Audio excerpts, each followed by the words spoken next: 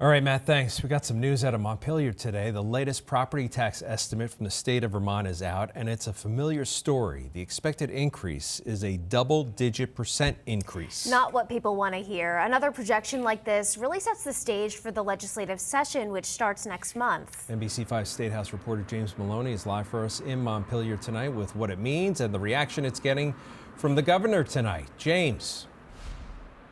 Yeah, Brian and Liz, the Vermont Department of Taxes predicts a 12% education property tax increase for fiscal year 2027. And that's something that Governor Phil Scott and members of his cabinet say is just an unacceptable result.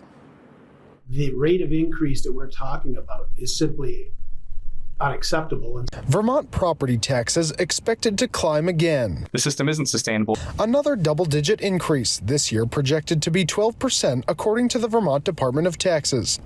Under law, they provide a prediction in the form of the December 1st letter. We are really still in the midst of developing our budget for the next fiscal year. Certainly, this will be part of our conversation. Potential ways to buy it down are in discussion, but Secretary of Administration Sarah Clark says the driving factors are one-time funds in the state budget and the cost of education, a price that's reaching about $1 billion despite a 15,000 student decline. That's why it's so important that they follow through on what we said we were going to do. To Governor Phil Scott, the solution is education reform. Legislation passed during the last session and would establish a statewide funding formula, and school districts would need to be consolidated in order to make that happen. A group was tasked to come up with the new district proposals, but what they came up with was not what the administration ordered. Vermont has a choice. Do we continue making progress towards a future state that is more equitable, more sustainable, and more transparent, and provides better educational opportunities for our students? Or do we follow the lead of the redistricting task force and add a layer of complexity to maintain the status quo? Lawmakers will return to Montpelier in January with education at the forefront. In statements, Senate Pro Tem Democrat Progressive Philip Baruth says in part, the letter makes it clear more taxpayer dollars can't be fed into an unreliable system.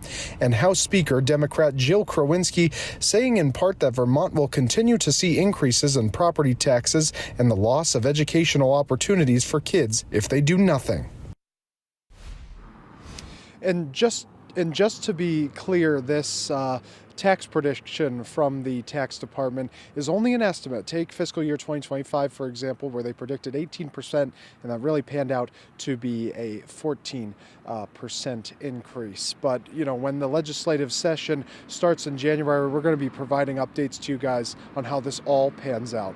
Live in Montpelier, James Maloney, NBC5 News.